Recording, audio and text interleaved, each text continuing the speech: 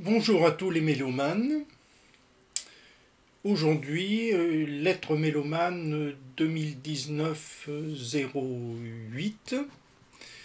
Alors nous commençons par une œuvre d'Esther Ellan,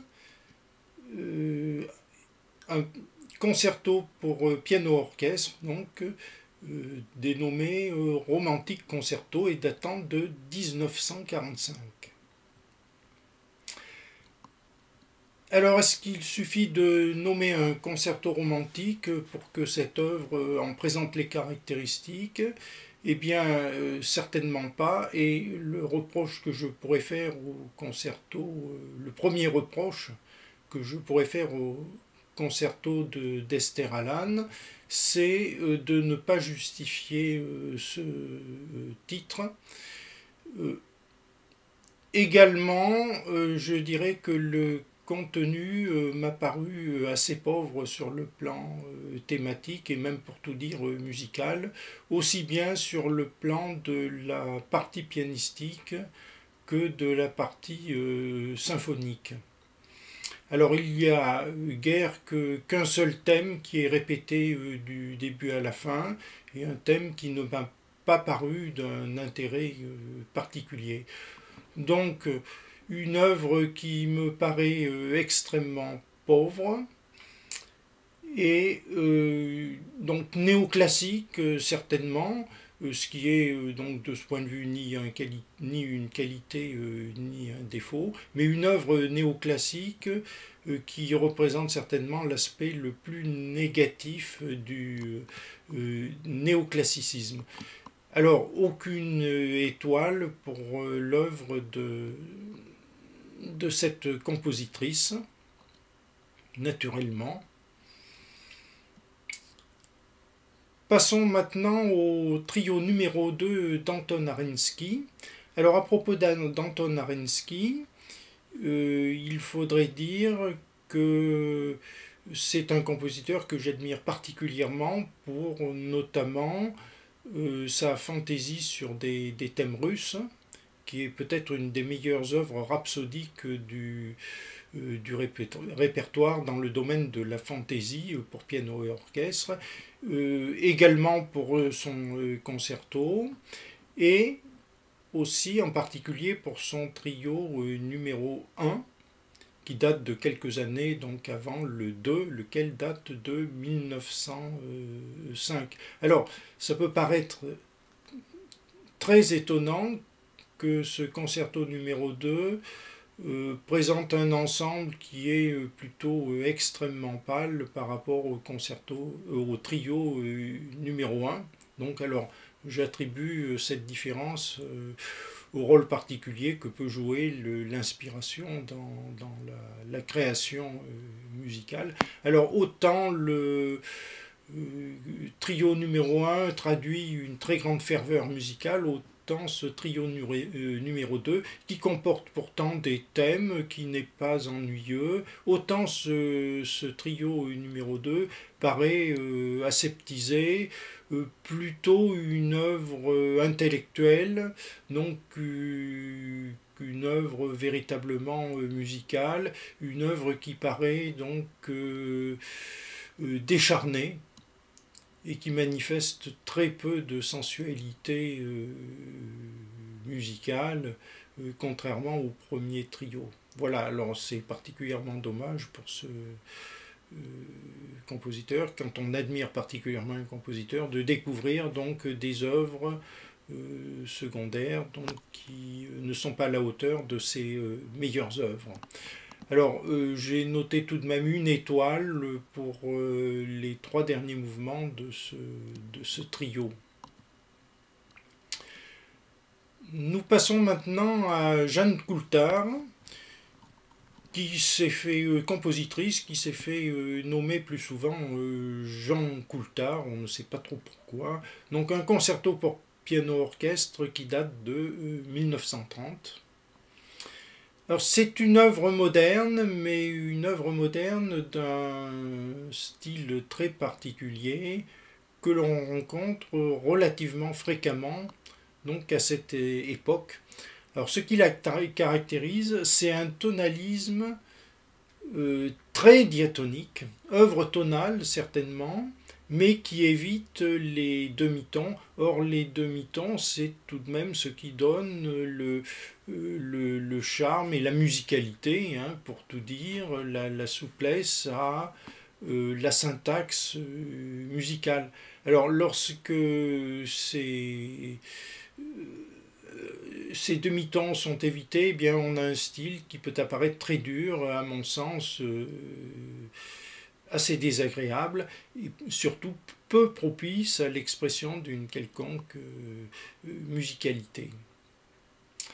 Alors, contrairement à un certain nombre de compositeurs qui ont utilisé ce style, dont je donnerai la liste donc tout à l'heure, eh bien, la compositrice évite le continuum rythmique qui est souvent donc fatigant et qui est souvent associé à ce diatonisme.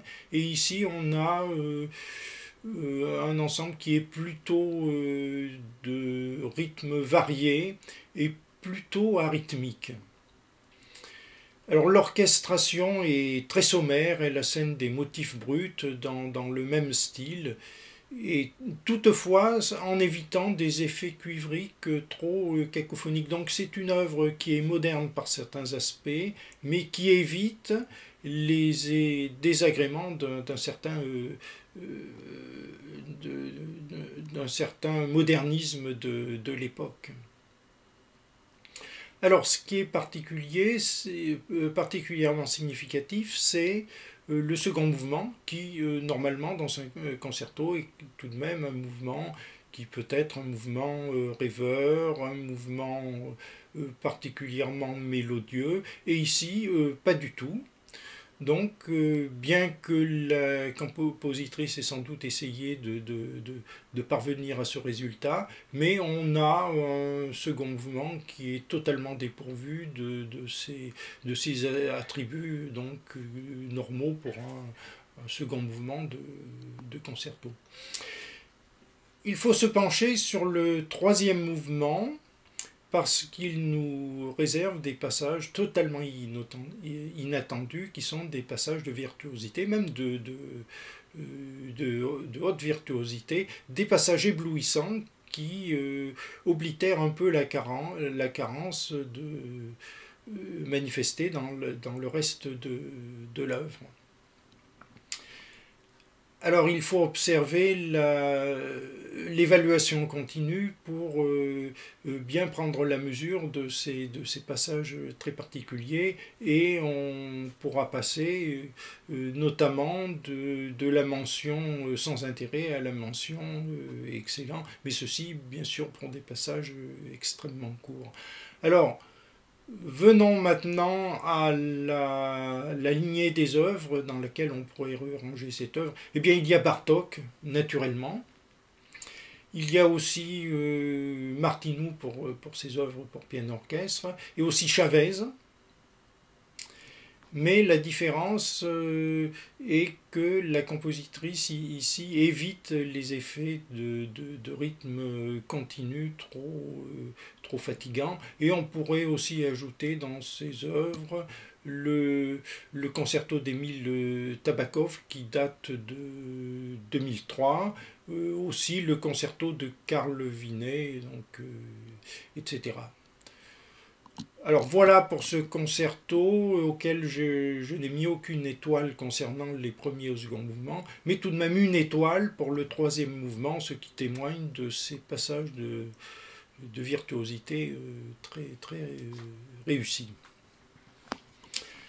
Passons maintenant à Vassili Kalinikov, l'ouverture Bylina. Alors là, enfin, nous abordons une œuvre qui est tout de même d'une certaine teneur musicale, même assez affirmée.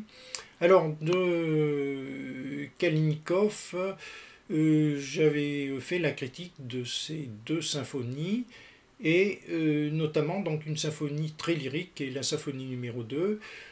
En revanche, la symphonie numéro 1 m'avait paru donc d'un intérêt beaucoup plus limité. Donc des œuvres d'intérêt très variables pour l'instant de Kalinnikov. Et ici, eh bien, cette ouverture m'a paru très bienvenue. Elle contient un certain nombre de thèmes qui sont très variés, qui sont imprégnés d'un rhapsodisme, donc certain. Et aussi, j'ai été frappé par la richesse harmonique qui apparaissait dans ces thèmes. Concernant maintenant l'aspect symphonique, eh bien, le compositeur utilise des compositions instrumentales qui sont souvent très élaborées. Alors parfois, c'est plutôt vers la fin, eh bien, on a l'utilisation excessive de superpositions instrumentales, bon, ce qui me paraît un petit peu abusif, mais on est quand même très loin d'atteindre la cacophonie et cela ne concerne qu'un passage très limité. Donc au final, pour cette ouverture, cette très belle ouverture de Kalinnikov, eh bien j'ai mis 2 étoiles. Passons maintenant à Red Langard, qui est un compositeur du XXe siècle, en grande partie, et nous allons considérer ici sa symphonie numéro 1 qui se nomme en anglais tout au moins Montagne pastorale, donc, et qui date de 1908. Alors c'est une symphonie qui m'est parue extrêmement compacte et très peu animée, très statique. Alors pour simplifier, je dirais que le compositeur se situerait quelque part entre la symphonie numéro 1 de Bruckner, qui peut présenter cette compacité, et d'autre part les poèmes symphoniques de Sibelius. Mais il faut dire immédiatement qu'elle ne présente ni l'intérêt de cette première symphonie de Bruckner, ni l'intérêt de la plupart des poèmes symphoniques de Sibelius. Alors une particularité dans le premier mouvement qui est tout de même le plus élaboré, il semble que le compositeur recherche la puissance par des effets de forté, de nuances fortées et sans crescendo, sans qu'il y ait donc un crescendo ou plusieurs crescendo qui imposent petit à petit la puissance lyrique. Alors c'est ce qui me permet de rapprocher cette symphonie de la symphonie 1 de Bruckner. Alors un seul thème qui est celui du premier mouvement, alors un thème qui est d'un certain intérêt, qui mérite d'être signalé, mais qui, à mon avis, est beaucoup trop réexposé du début à la fin du dernier mouvement. Alors, constat assez sévère pour cette symphonie. Comme qualité, elle a tout de même le fait que le compositeur n'a jamais cherché, donc à cette époque où le modernisme sévit, donc le compositeur n'a jamais cherché à utiliser outrancièrement les cuivres. Hein. Alors en général, dans les œuvres modernes ou pseudo-modernes de l'époque, c'est l'utilisation donc des cuivres qui rend ces œuvres souvent indigestes. Donc au final, eh bien, pour cette symphonie de Red Langard, eh bien, j'ai mis aucune étoile, sauf pour le premier mouvement, qui mérite tout de même son étoile. Terminons maintenant avec Niccolò Paganini, une série de 6 sonates, donc opus 2, en duo, alto, guitare. Alors, signalons immédiatement que les œuvres pour alto de Paganini que j'ai pu auditionner jusque-là sont très différentes de ses œuvres pour violon solo ou violon et orchestre, en ce sens qu'elles ne présentent pas la même recherche de lyrisme et de virtuosité. Exception tout de même pour le premier mouvement de cette première sonate de cette série de 6 sonates. Une mélodie très complexe qui s'étale sur un large écart de tessiture. Et c'est ici donc une particularité qui signe bien Paganini, et cette mélodie paraît ici admirablement réussie. Sur l'ensemble de ces 6 sonates, eh bien, je retiendrai également le premier mouvement de la sonate numéro 6 et dans une moindre mesure le deuxième mouvement de cette même sonate. Pour le reste, eh bien, malheureusement, on a des œuvres qui sont extrêmement pâles, qui n'affirment pas de thèmes particulièrement marquants. Et en particulier, je trouve curieux que Paganini, qui se piquait d'être un virtuose de la guitare comme du violon, eh bien, ici n'a pas utilisé cet instrument comme il aurait pu le faire. Il l'a cantonné, limité simplement à un accompagnement très sage, tout à fait sans envergure.